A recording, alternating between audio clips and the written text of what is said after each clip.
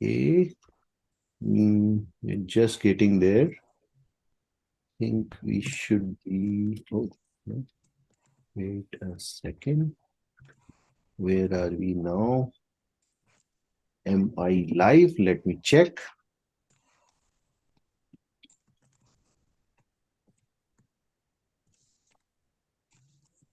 Looks like we are live, but let me just check it once on my account if I am showing up live.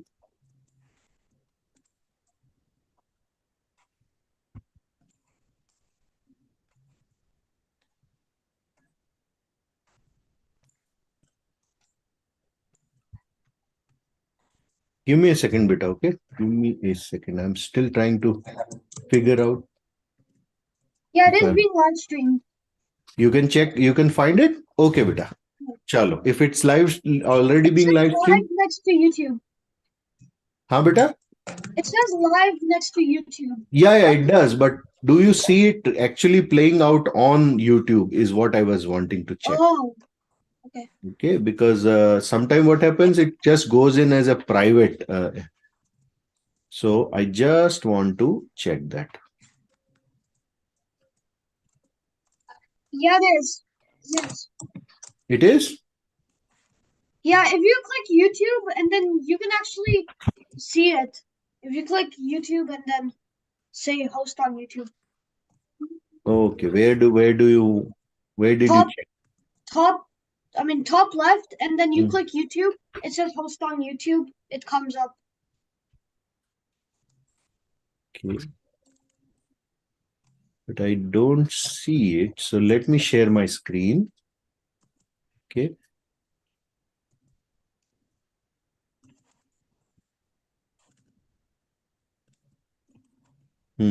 This is what I see on the screen. We go to the Zoom meeting. Go to the Zoom meeting. Okay. Yeah.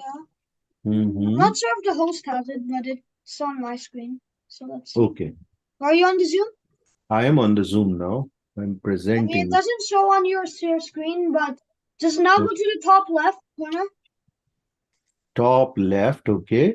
It says YouTube, Hmm. right? Not sure if it. Okay, I got it. I got it now. Yes.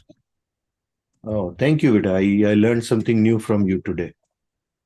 Top left. Okay. You're saying you learn something new every day. Yes. True, true. Yes. You learn every day something new. Exactly. That is true. Okay. Thank you, Malik, for that. Okay, back to the meeting now. Right. So let me share my screen and let's do Namokar Mantra. Eshna, you want to lead us in the Namokar Mantra from there itself?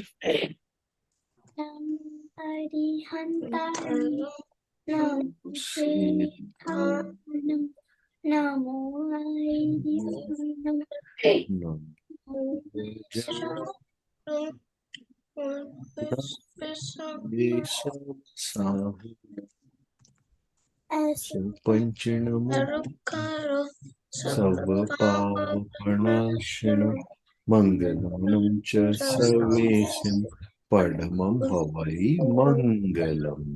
Thank you, Ishna. Okay. So, kids, today, first and foremost, there was this question from Vikhyat, and let me address that first. And I'd like you all to be on mute, and I'll call you in when there is a question. Let's raise our hand, and I'll get to you as as I complete a particular thought. How about that? Thank you, Beta.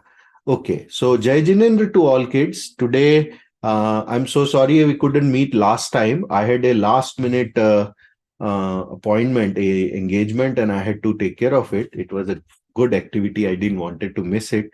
I wanted to be at the temple, and that's what I did.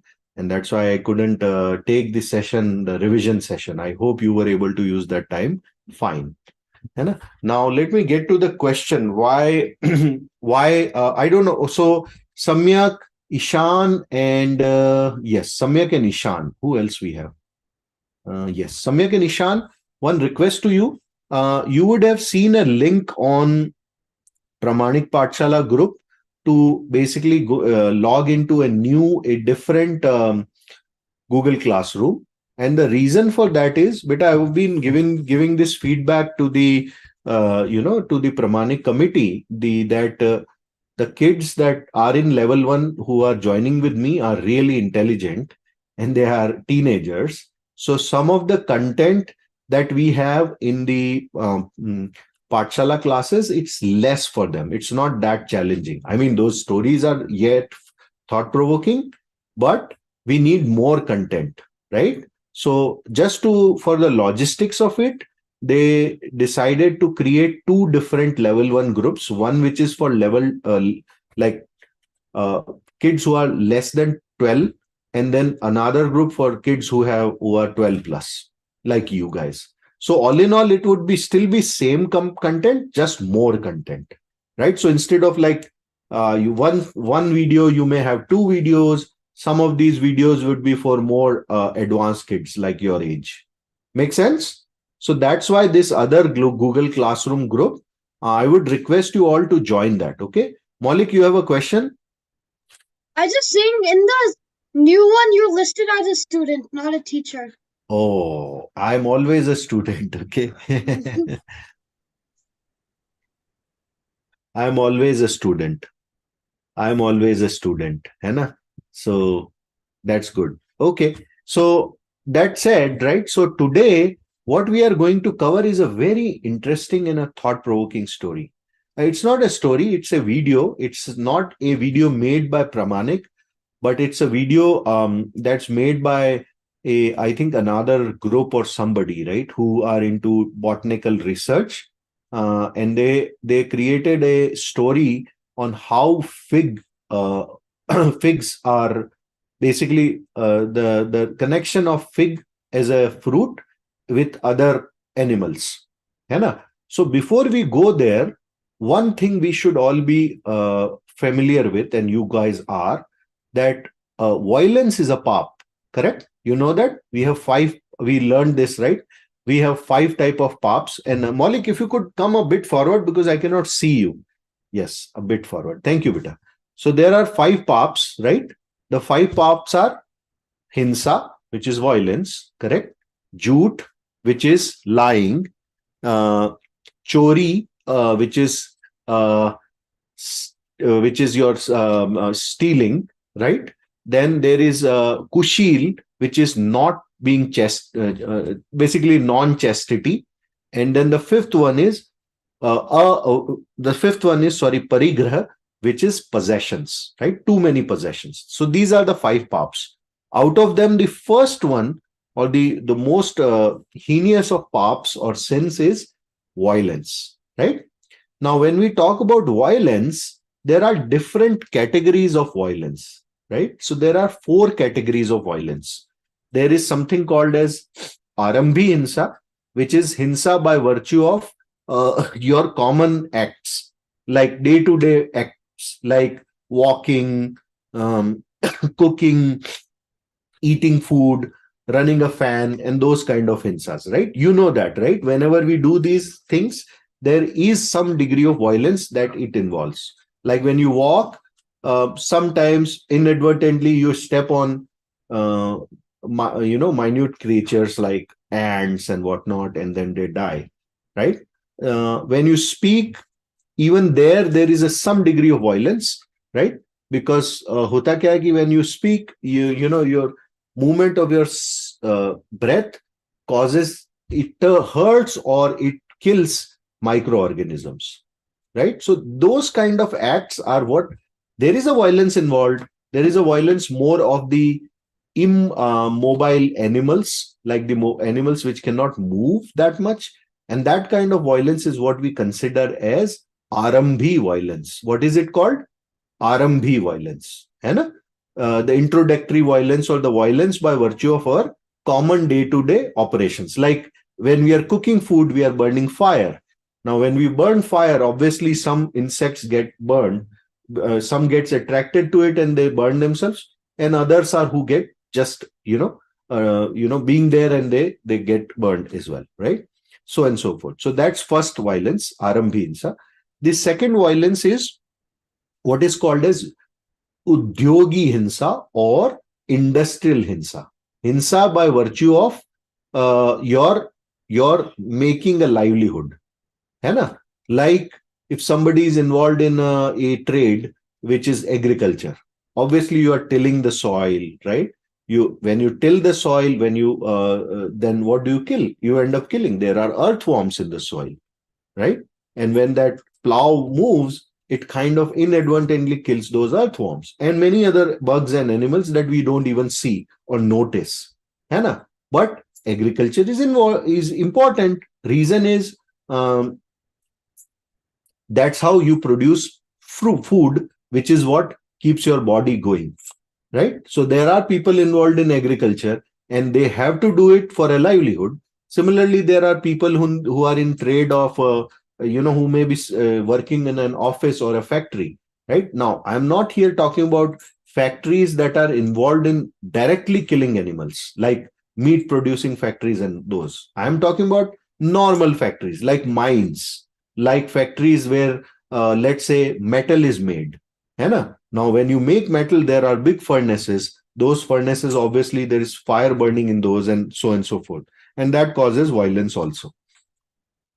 So that said, these are the things. By the way, is Malik, do you have a question? Oh no, I think the hand was up from before. Sorry. Okay, no worries. I just noticed that. Sorry. So so that violence is called as industrial violence. What is it called? Udyogi Hinsa. है ना विख्यात? It's called as Udyogi Hinsa. That's second type of violence. The third type of violence is what we call as Virodhi Hinsa. Virodhi Hinsa means violence that you end up doing to protect your country, your religion, your culture, your relatives, your family, right? You are standing guard to protect them. And in that act, there happens some violence. You are trying to provide the defense in the time of an aggression. That type of violence is what is called as Virodhi Hinsa. है ना?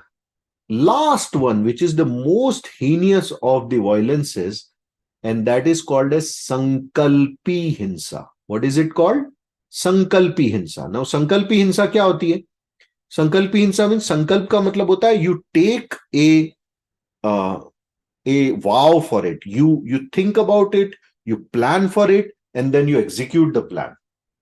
That kind of violence is called as sankalpi hinsa. Like somebody is going for killing a person, right? So they plan for it and then they kill the person, right? They execute that plan and they end up killing the person. Or for that matter, there is a butcher who knows that he's going to kill the animal and then he kills the animal. It may be for for deriving some food that he can sell and earn a livelihood. But at the end of the day, it's different because here it involves a act of planning it and executing it, right? So it's that way different from livelihood. Livelihood is something where you don't want to kill them, but in the process of doing it, you end up killing them. ठीक है ना? Maulik, what is your question? I just wondering that what if like you plan out steps to kill a person if they're planning out steps to kill your daughter and you kill them? So what would that count as? So beta isme aisa hai, yeah, that's a very thought-provoking question that you are asking, right? So if you look at it, the initial premise of what you said is that there is this person who already is planning to kill your daughter. है ना? Or your any family member. Daughter is just an example that Maulik is using. It could be your mom, dad, whoever, or for that matter, any other person of who you are bonded with, right? So if you are trying to protect that person, obviously, you will first take a posture, right? And that all posturing and giving a warning to that person, everything would become a part of your Virodhi Hinsa. You are trying to push back on him, right? Now, in that process of you providing the defense, if the person still continues and comes and attacks you, right? and in that process of subjugating him or subduing him, you end up taking their life. That is still a virodhi hinsa. However, if you are doing such thing as before even they attacked you, you went in and end up killing them, like by planning and executing it, that beta is sankalpi hinsa. Because the I just person is wondered if I not saw yet, it in the movie. hey beta? I saw it in the movie. That's why I was Yes. wondering. No, it's that's why it's a very good question to have. है ना? See, the degree is different, right? Here, what happened is the person has not yet acted on what they were thinking. They were planning for it, they didn't execute it, but you ended up going in and killing them. So it is sankalpi hinsa, that matter. You could have tried other means like subjugating them, arresting them, whatever, right? Giving them away to police, cops, right? Sharing the information with the law authorities, so they would have prevented them. But instead, you ended up planning and killing them. That's sankalpi hinsa. It may sound just, but it's not lawful. Even law does not support such acts. Make sense? And not just as per Jain Dharma, even the law that is prevails in the civilized world, right? In the countries like India and United States and anywhere, do not allow for that. Make sense? So with that background of violence given to you, right? The 4 type of violence. One other thought I want to give you. Out of those 4 violences, which violence according to you is preventable for a layman, for a Jain householder like us? Which violence out of the 4 do you think we should be avoiding, or something that we should be refraining from doing altogether? Eating it in the first place and like knowingly killing them. Knowingly killing. I want the exact word. So I shared the 4 types. I want you to give me the name of that violence that I shared. Huh? Sorry, beta. Can you come again? Virani. क्या होता again?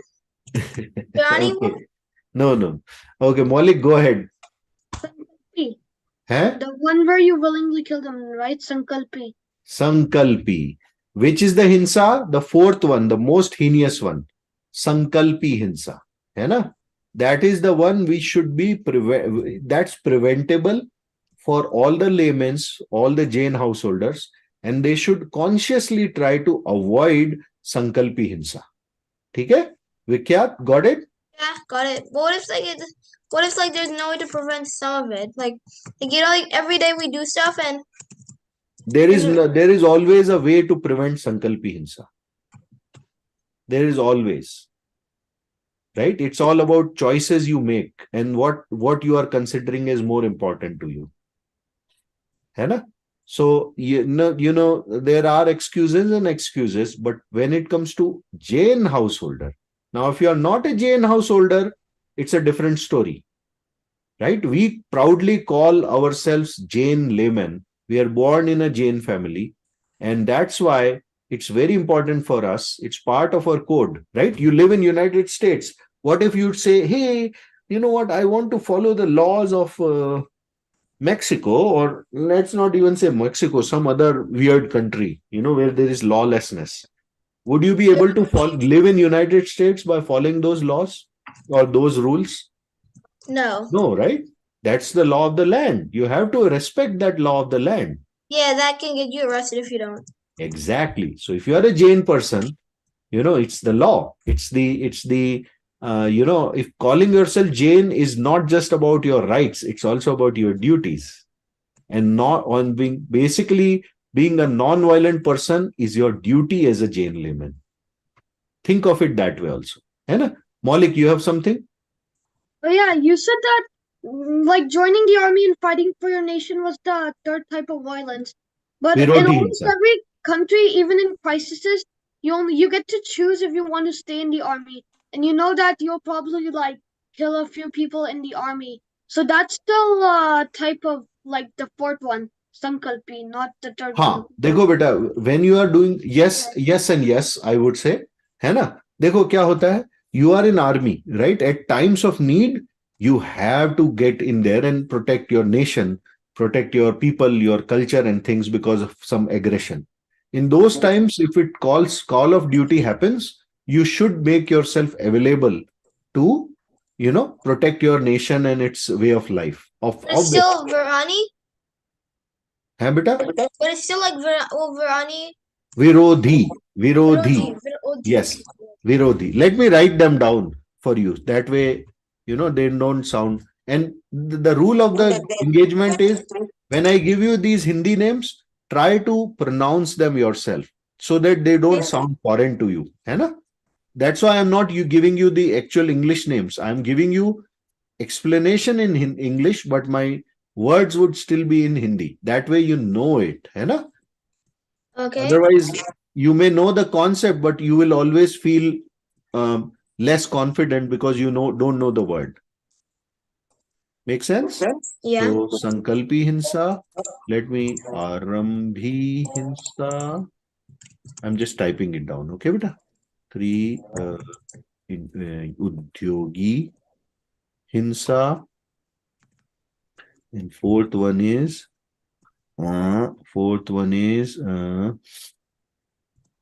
Virodhi Hinsa. Actually, I changed the order, but it's okay. I was just not paying attention, and I wrote Sankalpi Hinsa as the first one. You can put it as the fourth one, okay? But these are the names. I just put them in the chat. Okay. Sankalpi. So Sankalpi Hinsa, Virona Hinsa. I have written the names. You have to read it down. Yeah, I know. So it's. Read it from number 2. Arambhi Yes, so Hinsa. Sankalpi Hinsa, Arambi Hinsa, Udyogi Hinsa, Virodhi Hinsa, Sankalpi Hinsa. Yes. Yes. Okay? Okay.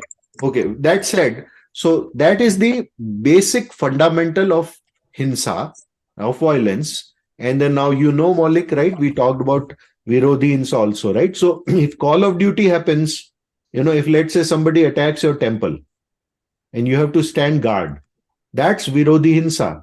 Now, more important thing here is it's still Hinsa, remember, but for a layman, sometimes you have to follow that. You have to do it for a particular reason. That's why the way it's defined in Jainism is one Hinsa that you should take a vrat, a vow, and basically not do whatsoever, and that is Sankalpi Hinsa. Other 3 Hinsas are something as a layman, unless you become a monk, you as a layman, those are unavoidable. And as for a layman, it's okay if these Hinsas are around you. Only thing is, more importantly, you should try to yet control them down, like bring them down as much as possible consciously. है ना? जैसे कि when you are doing farming, people now talk about ethical farming, use of less pesticides or no pesticides, use of less fertilizers or natural fertilizers, so that earthworms and those animals are not killed. Organic farming with ethical farming, those kind of things. Those are basically where still Hinsa is going to happen in that act, but you are trying to consciously control them wherever it is controllable. है ना? Or involving yourself in a trade which is is going to be less Hinsa, right? Or helping people more. Like I have a question though. Like, what if it's like you have to let like a big building and Vikyat, the rule of the engagement. You have to raise your hand. You have to be on mute, right? And when I complete my thought, then you ask your question. How about that? Okay? That way, chain of thought is not lost. So the point I was making, just to end the thing, is, so even for the other 3 violences, we have to apply our rational thinking, our cognition, and try to reduce them down as much as possible. Okay? With that thought, Vikyat, go ahead. What is your question? Well, so what if it's like like when construction goes around in places, right? Especially big ones, people sometimes they get like killed because they're just constructing. What is that called? Okay. I'll tell you this way. Accidents, if they happen, right? That's sort of, I would say, basically, if accidents are happening which are freak accident, right? I would say those are Udyogi Hinsa. But the accident are happening because you as a leader tried to cut corners and did not plan for best safety guards. That to me is a Sankalpi Hinsa. है ना? There is always a code. There is a safety code that has to be followed by the companies that are operating, the managers, the supervisors. They have to follow a safety code, right? And if they do not follow the safety code because they want to save money or they get greedy on time or money, right? And they want to cut corners, and in that process, a poor farmer gets caught in the situation and they get killed. That is Sankalpi Hinsa. That is even against law. You know that, right? When such people get, when the inquiries happen, they actually get punished. They have to face the trial, and they have to prove that their act was not something they did because they missed putting the security codes or safety codes, right? So that one you have to keep in mind as well. है ना, इसीलिए तो important होता है. जैसे वरना तो वो you have heard of the stories, right? This the latest incident where somebody died, because the airplane company didn't follow the rules. Airplane company is subject to a litigation. They have to pay compensation to those families who either got hurt or they lost a person. Why is that? It's even against law, right? So same, it's no different that way. है ना? Make sense, Vikya? It makes sense now. Okay, perfect. So let's take a pause. So now with that all background, let me now play this story about figs. Okay, why fig is one of those fruits that we as a Jain should not be consuming. Why? That's exactly the story about. Okay, so I would like you to go on mute, and then I'll play the story, and then you come back and tell me why you should or should not eat figs after knowing this story. Okay, so let me play this video now. Samyak, you want to join? Not Samyak Jain. My son's name is also Samyak. Okay, so I'm calling him Samyak. Aja beta, I'm playing the story now. These are the only plants in the entire forest, the fig tree. These are the only plants in the entire forest that produce fruit all year round. Their flowers grow in dense clusters inside undeveloped figs. But these have not yet been pollinated. To produce ripe fruit, the fig still needs two things: a large dose of sunlight and some of the smallest creatures in the forest. Tiny fig wasps. They're only 2 millimeters long. The figs have a unique partnership with these insects. A female wasp has the space of just a single day when the fig will allow her to burrow into the undeveloped fruit. It's such a tight squeeze that her wings are ripped off. But she's not going to use them again. Once inside, she makes her way to the tiny, tightly packed internal flowers. And here within, she lays hundreds of eggs. She then carefully unpacks fig pollen from her abdomen, and with it fertilizes the tiny flowers. When she's finished laying, she dies inside the unripe fig, alongside her eggs. The sunlight now slowly ripens the figs and helps the young wasps inside to develop. After just 5 weeks, the eggs start to hatch. The first to emerge are the golden wingless males. Things now become stranger than fiction. These males start to mate with their unhatched sisters. To reach them, they use a telescopic penis that's twice their body length.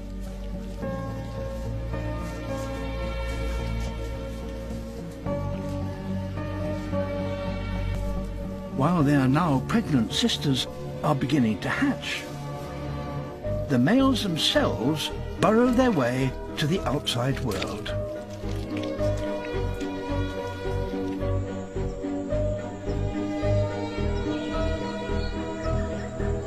The brothers' final act is a chivalrous one.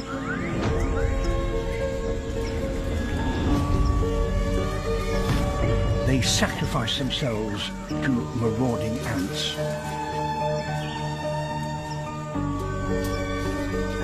They're serving as decoys so their sisters can take to the skies. The young females, loaded with pollen, live for just 48 hours, in which time they must find another fig tree at just the right stage into which they themselves can burrow as their mothers did.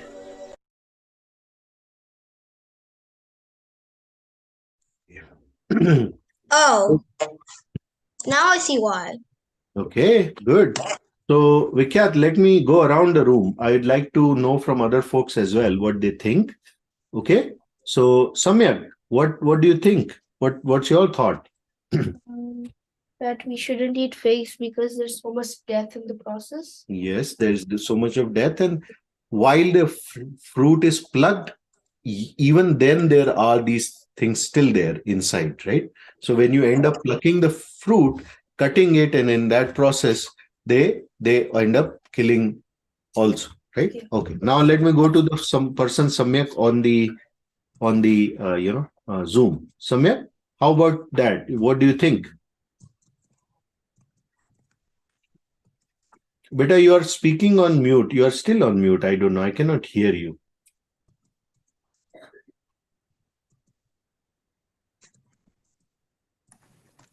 Is this better?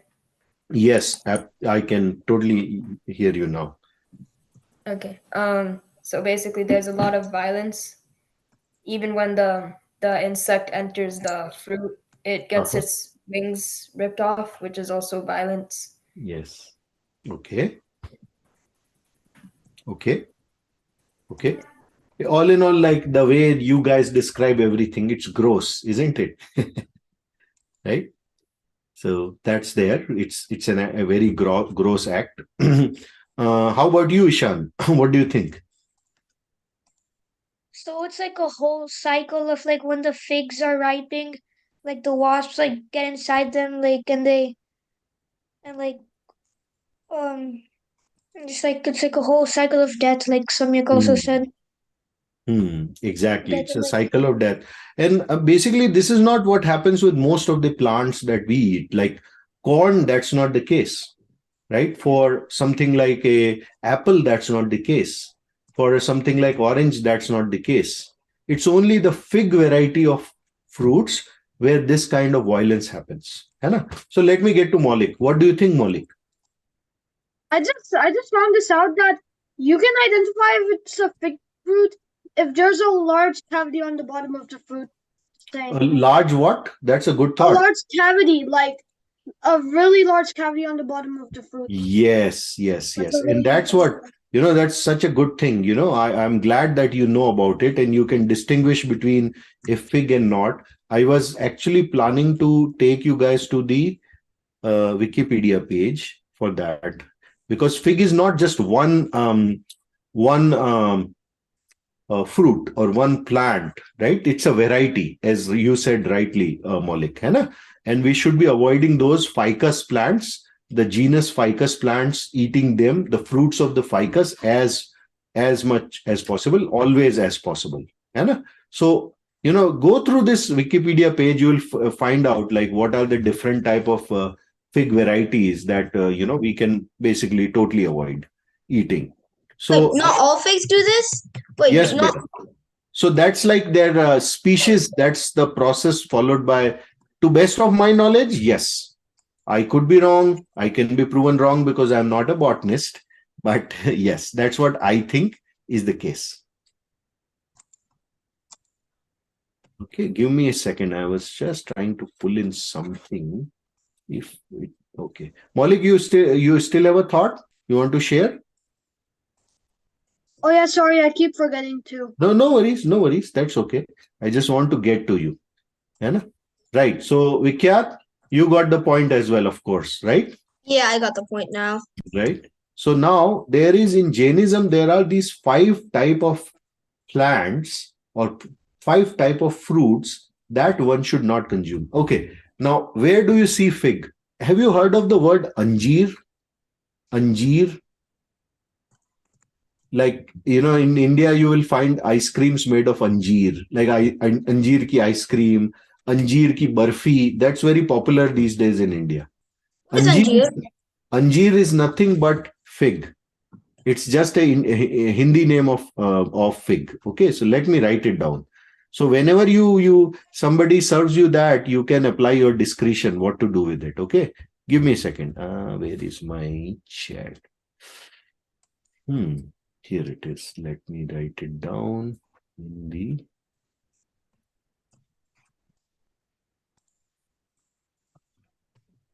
So you may not be eating the fruit directly, but you may end up consuming it inadvertently because you are eating something processed, some kind of a processed food from it, made from it, like anjeer ki barfi or anjeer ki ice cream and everything.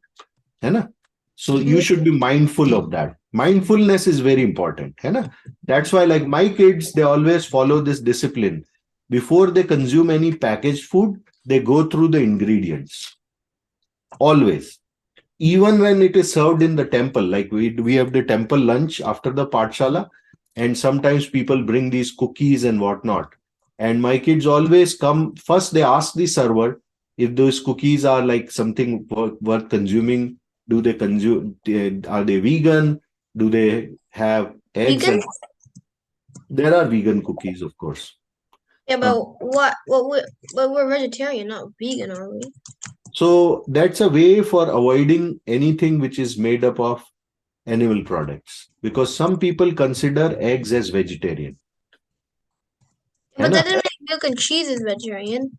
So that's what cookies did. They never put cheese, beta, right? Also, there is a thought around cheese, which I'll cover another day.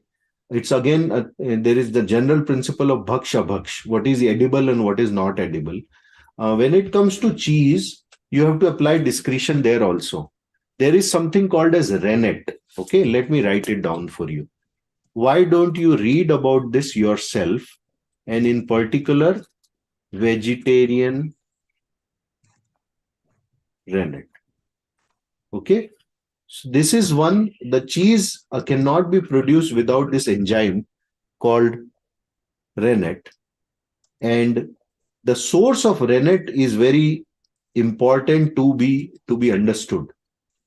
Okay, so when there are enough cheese available in United States which are edible by Jains, because they use a vegetarian or a microbial source of rennet. Okay, and I would like you guys to research on it, be mindful of it. Okay, give me a second. I'm going to post a web page for you in the chat. I'd like you to follow it. This will give you enough information about cheese also. Okay, and why you should be mindful of rennet and not eating it. Rennet by default is produced in a particular way, which you should be mindful of.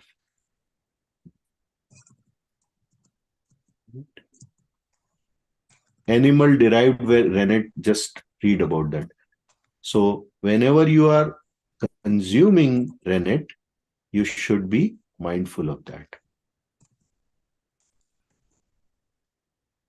Okay, so anyways, we digress from the topic of fig. So let me bring the interest back on the topic of fig. Okay, figs.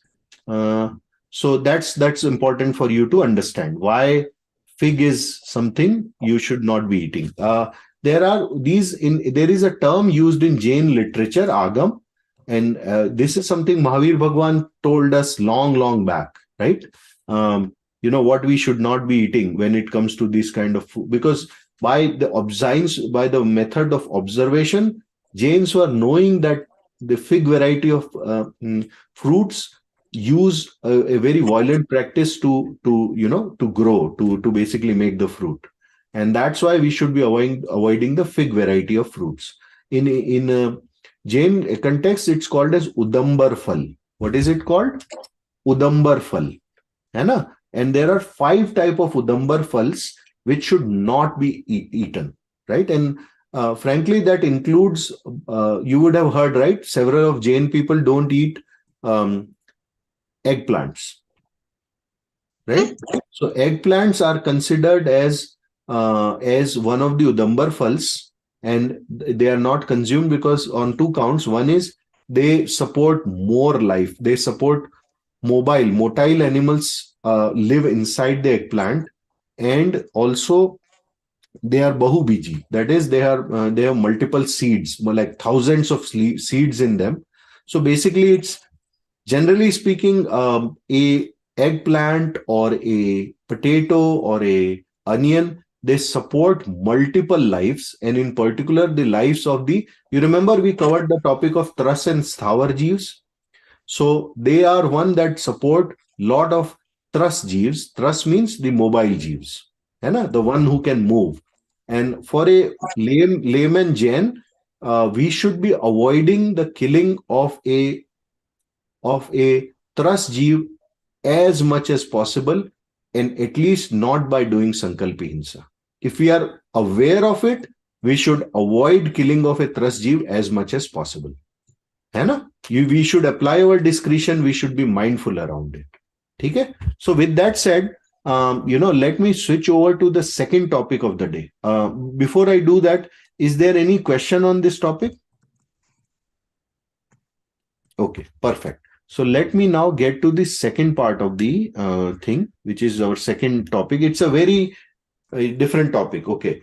Before I start, I think most of you must be already knowing, we recently celebrated, as per our Indian tradition, we celebrated 26th January. What is the significance of 26th January for Indian nation?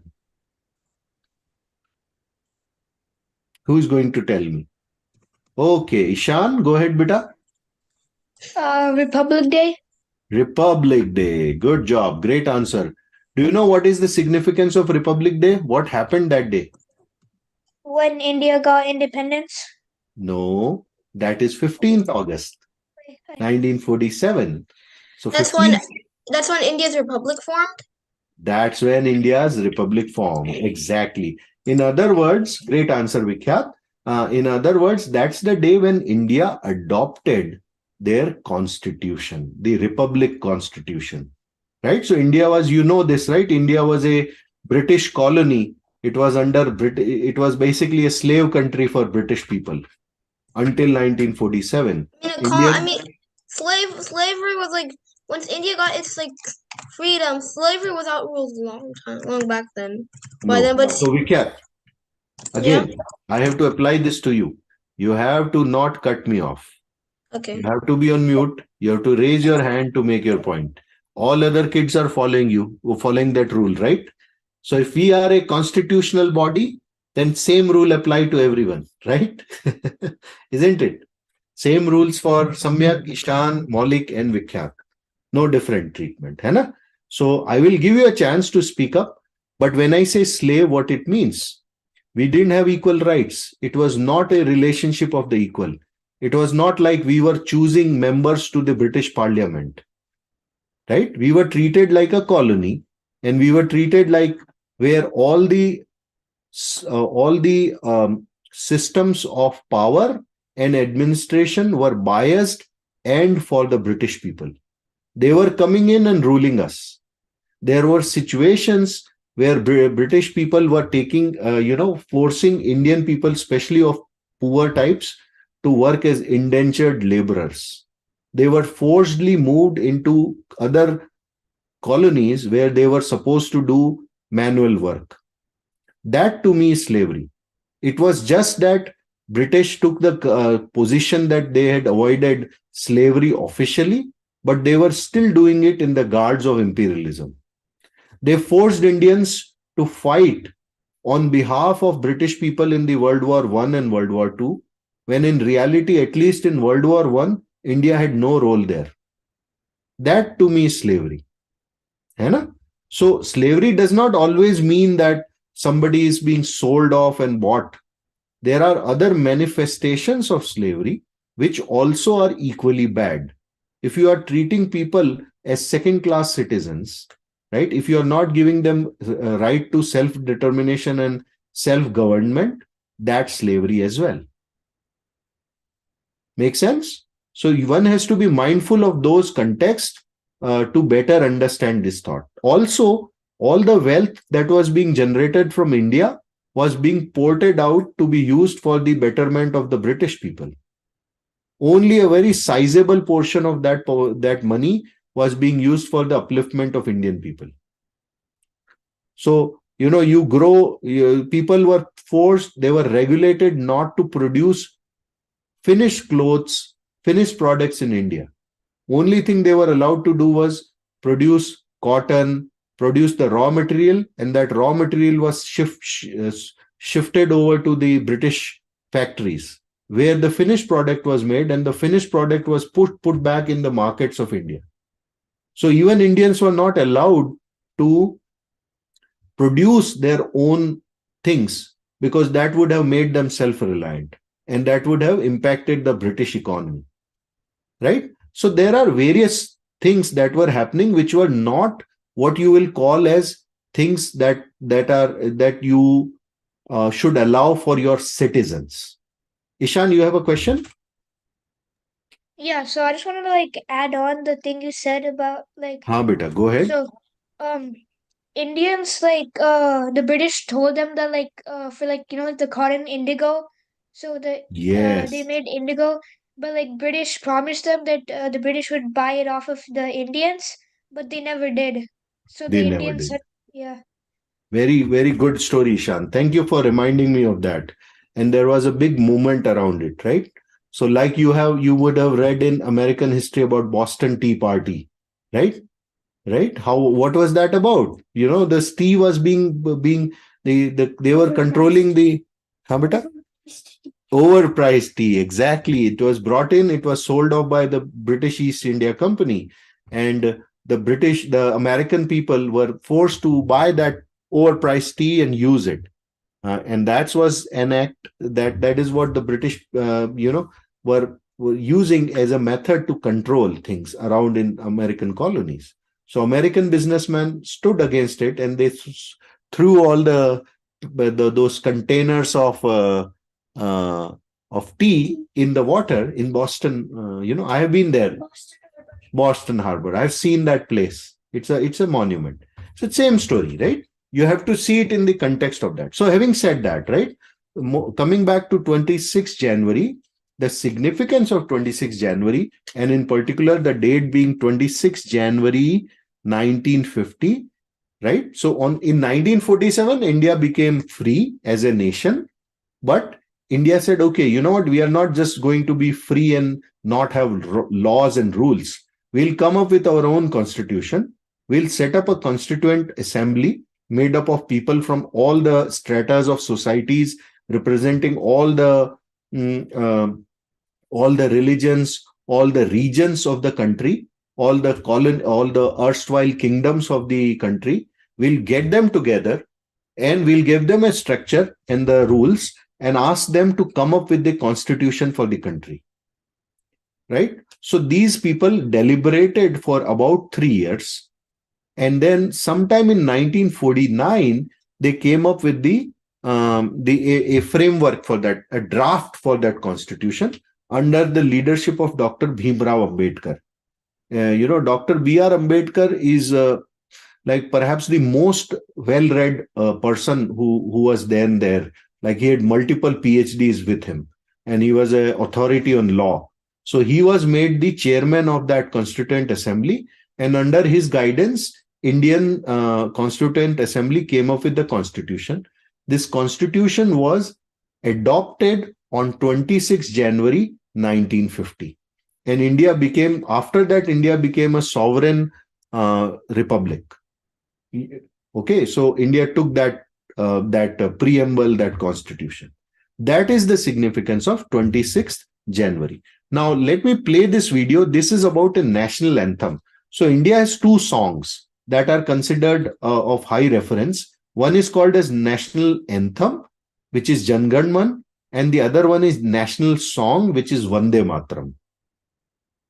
Okay, so today we are going to cover, as per this coursework, we are going to cover the Jan Gan Man video. Okay, so I'm going to play it now.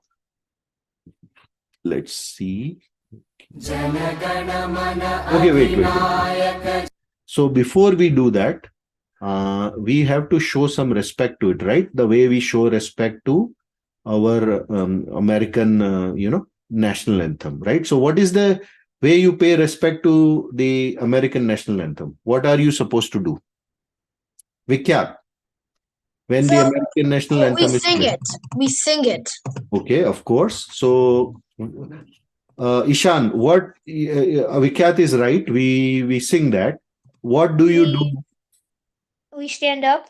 We stand up. We stand up as a mark of respect for that national anthem. Not only we stand up for the American national anthem. What else, Ishna? Take off your hats. Oh, take off your hats if you are wearing that. Good one, Ishna. That's not applicable. Hoodies. Or hoodies, exactly. Good one. Maulik, what else we are supposed to do? The American pledge. Oh yeah, we put our right hand on our heart. Good one, right?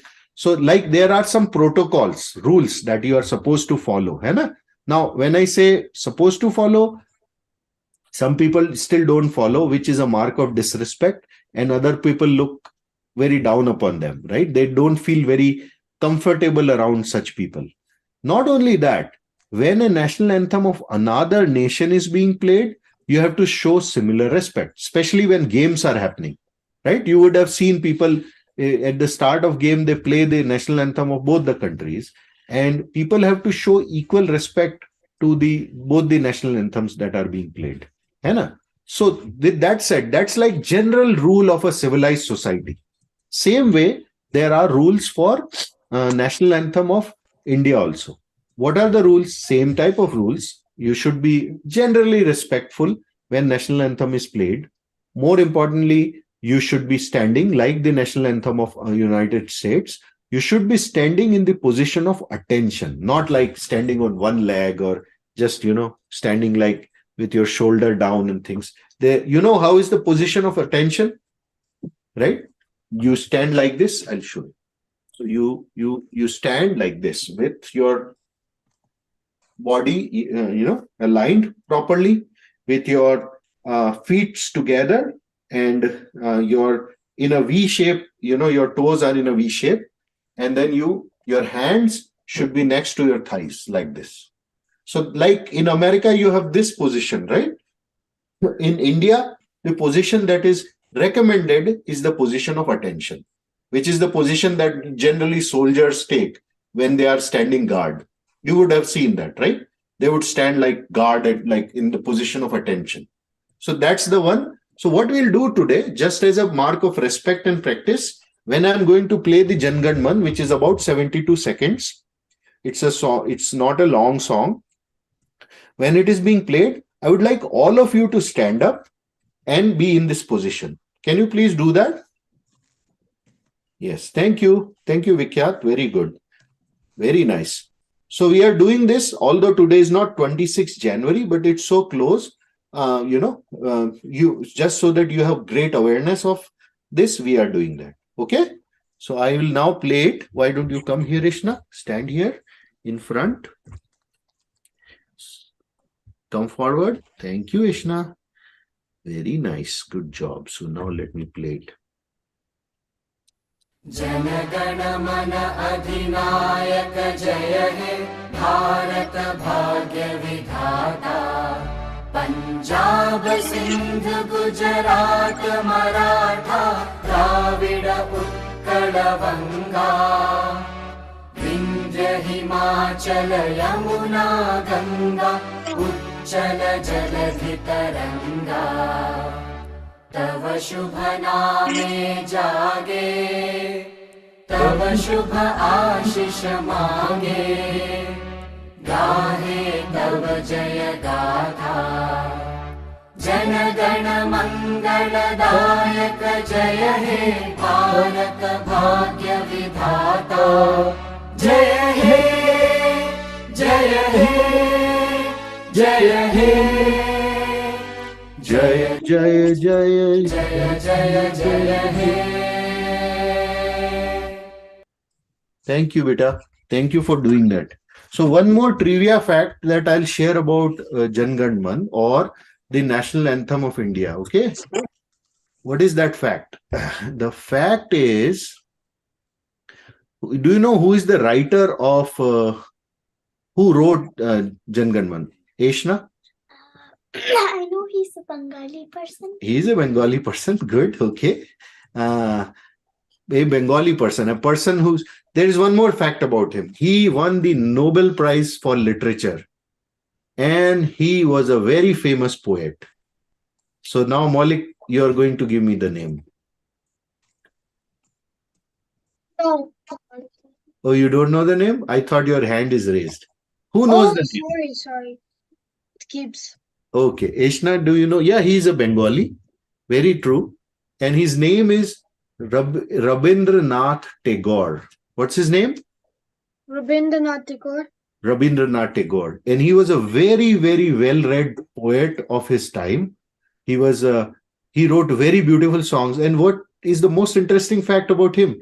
He wrote go ahead. He wrote national anthem for Bangladesh too. Yes. His songs were adopted as national anthems of two countries.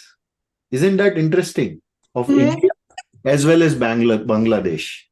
Both the countries consider him their own, because you know, right? Bangladesh was part of India before independence. It was a part of same people. So both the people accepted songs by Rabindranath Tagore as their national anthem. Greatness of the man, right? So just be mindful of that. His name is Rabindranath Tagore. Okay? Okay. Let me share the name for your record in the chat. Rabindranath Tagore. Okay? And you can do Google on him and you will find more facts, of course. Go ahead, beta, Maulik.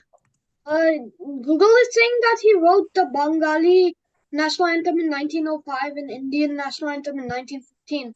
But that was like before independence. Why so? That's why I said they were adopted. You saw my use of the word. He didn't say, he was not sort of asked to write the national. In fact, he died in 1941, before even India was independent.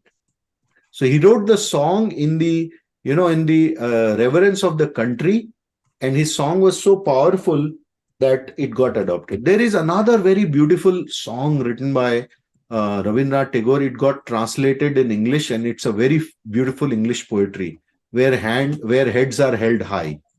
You should listen to that song. It's such a beautiful, moving song. You'll find it on YouTube again.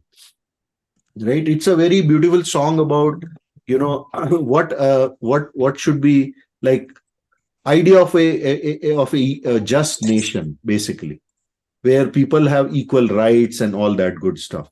It was written obviously in Bengali but translated into English, and it has equal depth. Even after, it didn't lose its depth after its translation as well. So several people have sung that rendition and whatnot. Anyways, so that's it. Okay, so that's what we wanted to cover today. I had given you enough thoughts for today beyond what we were supposed to cover, right? So I would like you to keep this list of vegetarian cheese handy. Let me see if I can share it once so that you know what I'm talking about. Google Chrome. Okay, here it is. Let me open it up. You see this list? If you go down, this is list of all the brands that are sold in United States with the cheese type and the name of the brand. These are the cheese which are using a vegetarian rennet. Okay, so basically they are purely vegetarian, if not vegan. Obviously they are not vegan because they are made from milk, right? But for each cheese you will see the names of the brands, And you can apply your choice when you are buying a cheese, right? Like I always do that, not from now, but since I landed in this country, to basically follow this kind of list. At that time lists were not there, so I used to ask questions. Like I used to write to the companies and ask them for their source of rennet, and they are bound to answer you, right? They have to provide an answer, because otherwise they can face litigation. So this is how somebody did a great job by basically collating this list. This is a very good source. So I would like you to also read about, as I said, about the animal derived rennet, right? And that will give you an idea on why we should or should not consume that rennet, animal derived rennet. If you do a search, let's talk about this rennet. So yeah, you see, this is the paragraph which brings it into the gross area. Okay, I hope you are able to read this, especially the traditional method and the modern method.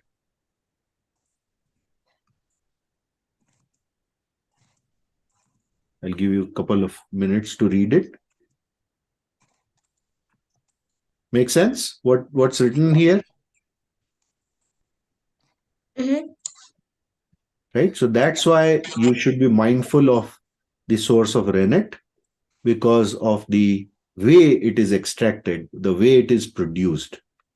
And when this kind of rennet is used into making of cheese, obviously that cheese goes into the category of being an abhaksh for Jains, right? That's why we have to be mindful. And it's not like that you have a choice. It's not like I'm asking you to not eat cheese, right? What I'm asking you is apply your discretion. You have a list, you have the source, you have the data with you. Now that I have shared it, I would like you to save it down, the link, and take the link, put a bookmark on it in your browser, and then use it every time. Make sense, Ishan? Make sense, Samyak? Right? Okay. So with that said, I think we are good to end the session today. Do you have any questions for me? Hey, what about the Kahoot? Arey, Kahoot hai nahi yaar beta. So instead of Kahoot, let's do one thing. Do you guys follow the Niyam Chakra?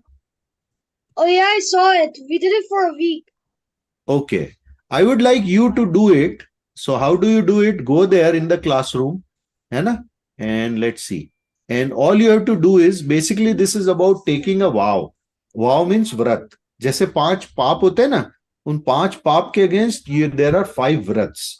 And this type of tools help you in deciding a vrat for a given day. And it's a good practice, because forget about everything. Taking a vow and following it. Like I have taken a vow for next 1 month and beyond to not eat food after 7 o'clock. That's a niyam I took in the temple. And what it does to you is, when you take a vow beforehand and then follow it, it builds your character. It builds your willpower. So forget about other things. Taking a vow, and a just vow, and following it is a good practice to have. So that's how you do follow it, is just spin the wheel, right? And it will obviously get at one place, like this one. I will not say a lie and will not give any excuses. Oh yeah, I got that once. You did? Okay. Along with not watching TV and video games on one day. Right. So this is a niyam for, that's your discretion. You decide whether you want to apply it for one day, but you do that beforehand. Okay. Or for a week. That's up to your discretion. I would recommend to a longer period of time, but don't relax it down once after you have taken the vow. So don't do it like you start, अरे फिर शाम को भूख लगने लग गई तो बोला आज relax कर देते हैं.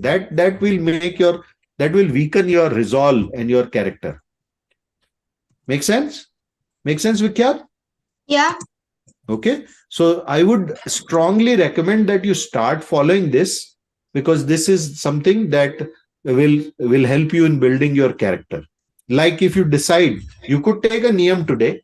Now that you know about fig, your niyam could be set around figs. I will never eat figs.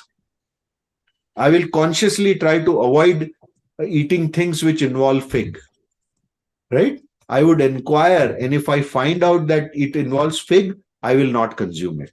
That could be a niyam, but how do you take a niyam?